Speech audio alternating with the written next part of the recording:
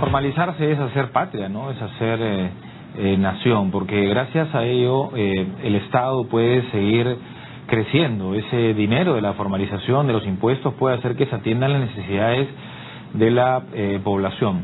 Seguramente, bueno, en un país como el nuestro difícil, que ha pasado momentos complicados con el terrorismo, con, en fin, los gobiernos autoritarios, las medidas difíciles, hemos tenido épocas de bonanza económica, seguramente hemos tenido épocas muy complicadas socialmente, ¿no? Tenemos muchos recursos, pero no hemos podido, o recién estamos en los últimos 15 años explotando, como se dice, saliendo a flote y tratando de crecer poco a poco.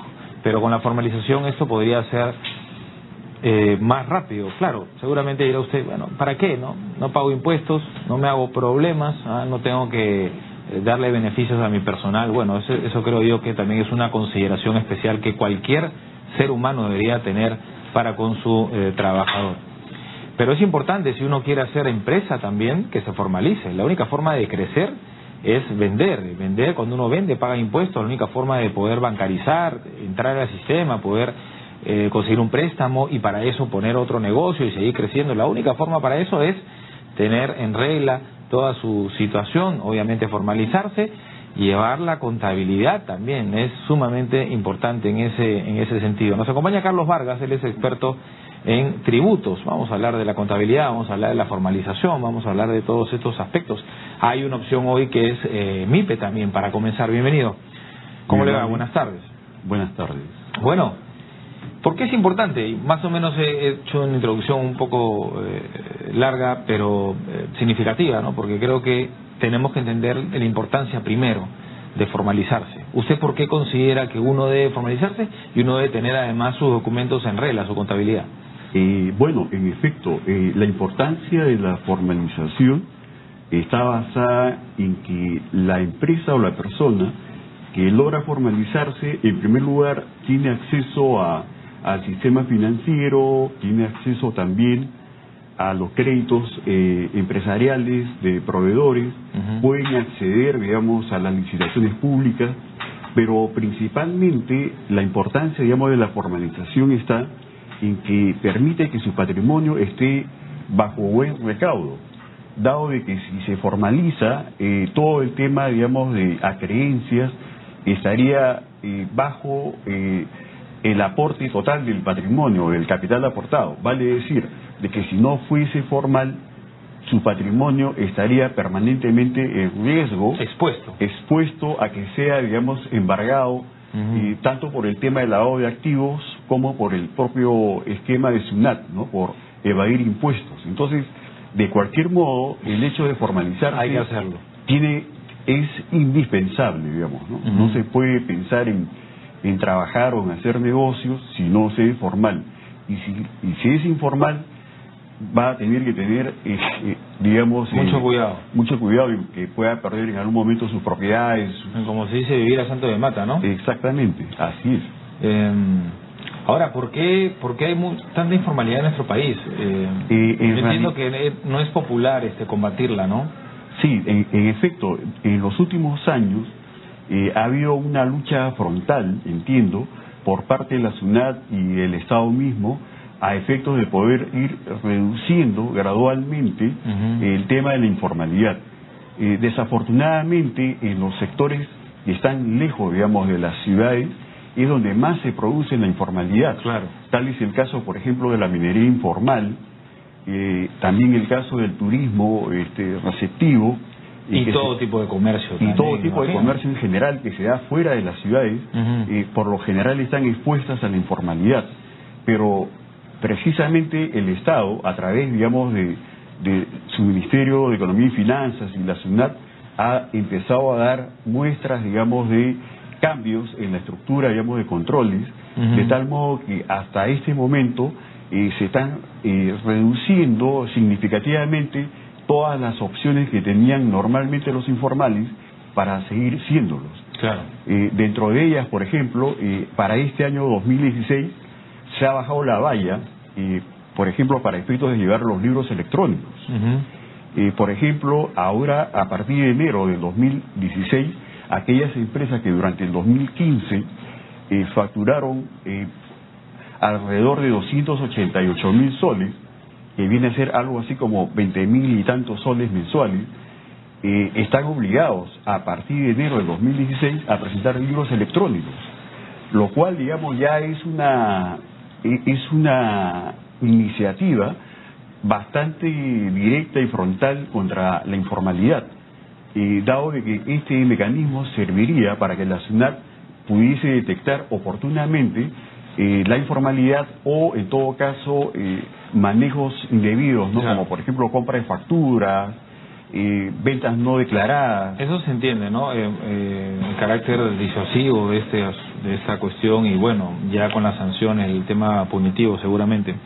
Pero hay que cambiar la conciencia, creo que es lo primero, ¿no? Hay quienes consideran que no existe formalización, y eso lo he escuchado siempre, desde que tengo uso de razón, por los altos impuestos y por la carga laboral. Eso es manejable, digamos, porque también se necesita, obviamente, los impuestos tienen un fin y un objetivo, y la carga laboral lo que hacen es darle el derecho al ciudadano de tener una serie de beneficios.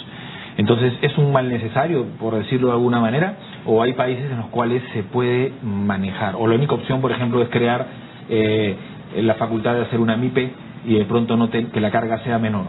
En efecto, en todos los países de la región, la media, digamos, de la parte impositiva laboral es más o menos similar, quizás con unas diferencias muy mínimas, pero la formalización del trabajador es importante para efectos de que el país tenga un crecimiento armónico. Lógico. Dado de que aquellas personas que tienen los beneficios laborales correspondientes también tienen acceso al sistema financiero. Los otros no tienen absolutamente ningún privilegio, ninguna facultad, ninguna potestad de nada, porque aparentemente están fuera, digamos, de la formalidad. No se puede garantizar que tienen un ingreso, y eso hace que estén fuera del sistema, y estar fuera del sistema es estar fuera de un préstamo para poder seguir creciendo, poder poner un negocio, poder comprarse un auto, poder comprarse una vivienda. Es decir, son como si no fueran realmente ciudadanos, ¿no? Exactamente, y lo más importante en la primera parte de la introducción en este tema está en que cada ciudadano en todos los niveles, digamos, de la sociedad debiera tener una actitud y una conducta, digamos, con respecto a los impuestos. Claro.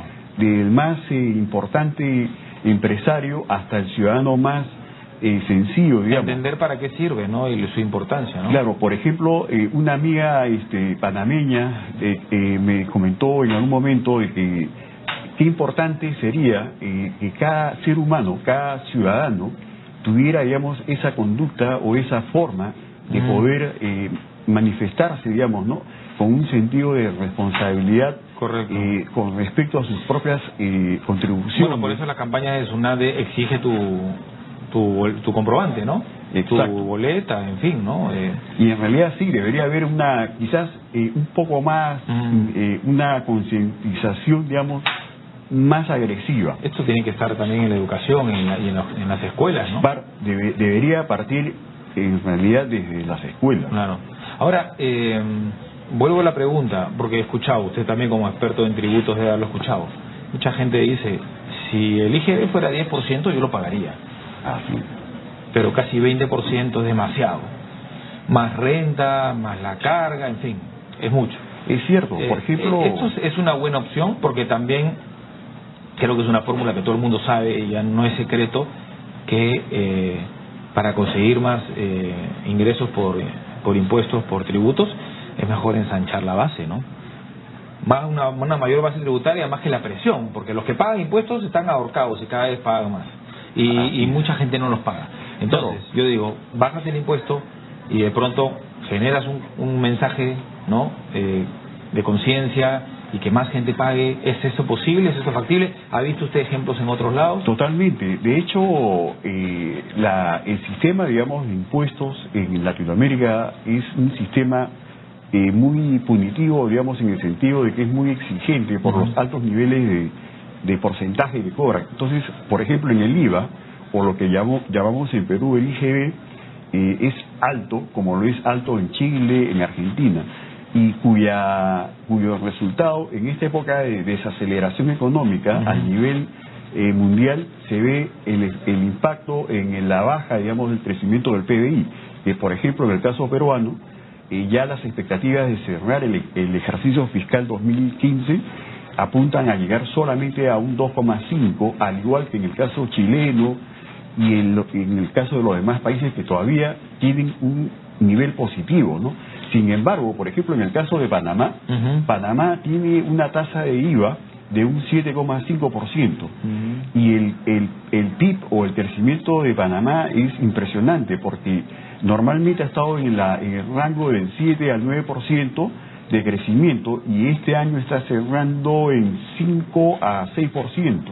Entonces esto demuestra claramente de que a una menor tasa impositiva podría, digamos, ampliarse la base tributaria. Hay una mayor declaración. Y tener una economía dinámica, donde todos contribuyen, donde todos tienen, digamos, acceso a todos los medios, digamos, que puede permitir un país en crecimiento, ¿no? Porque la informalidad tampoco es parte de esas estadísticas, ¿no? Totalmente, o sea, es un país que está integrado, claro, y que todos contribuyen de una u otra manera de acuerdo, digamos, a sus ingresos, y por consecuencia es un país que va creciendo y crece en infraestructura, crece en educación, crece en salud, se reducen los niveles de pobreza, que es precisamente lo que nos hace falta, ¿no?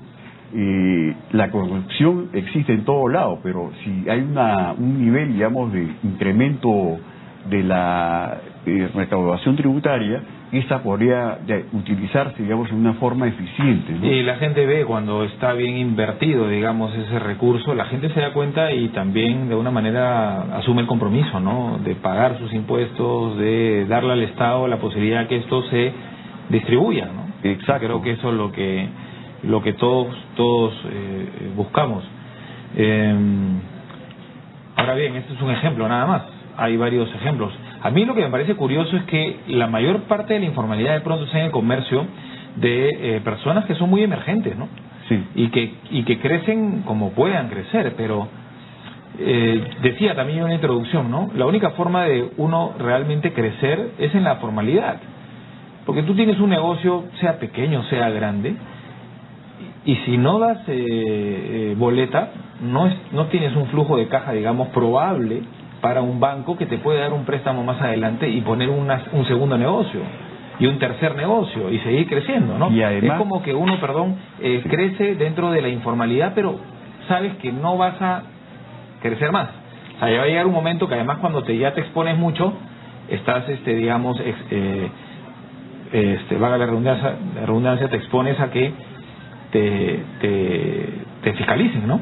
No, y además de ello, puedas perder literalmente todo lo que ganaste, exacto, porque está mal habido, digamos. Está mal habido, dado de que no ha sido declarado, no ha pagado impuestos por ello. Entonces es un mal negocio realmente ser informal en estas épocas en el país. Por ejemplo, la ley de lavado de activos se ha endurecido tremendamente, y no porque la Superintendencia de Banca y Seguros de Perú haya querido que sea así, que dicho sea de paso tiene esa actitud, sino porque existe un modelo mundial, existe un ordenamiento mundial que apunta a que todos los países tengan un severo control sobre el tema del lavado de activos.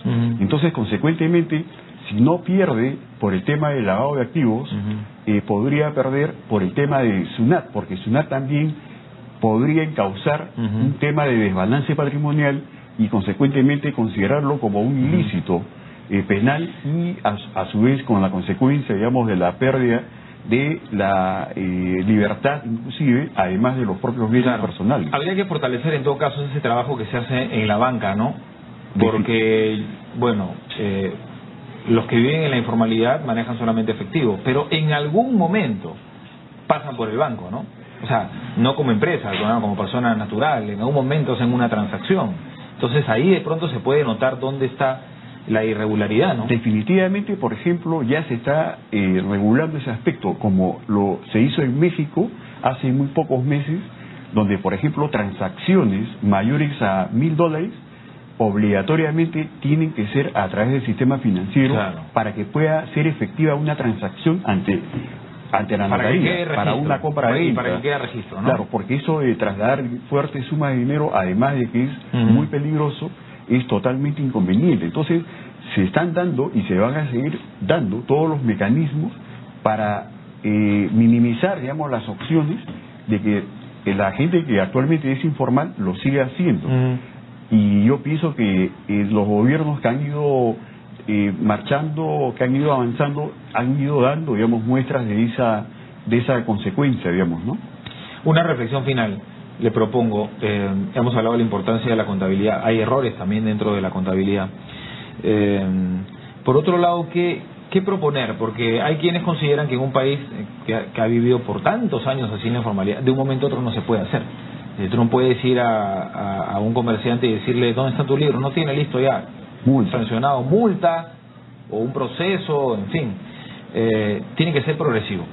Por eso es que aparece la opción de una pyme. Pero esto en desmedro de los beneficios de también algunos ciudadanos, porque no todos tienen los mismos beneficios, ¿no? Hay algunos que en una empresa, por ejemplo, pequeña, solamente están obligados a tener a uno en planilla, y eso implica que solamente uno reciba los beneficios, seguramente. También se ha dispuesto que no sea 30 días, sino 15 días, etcétera, etcétera, etcétera.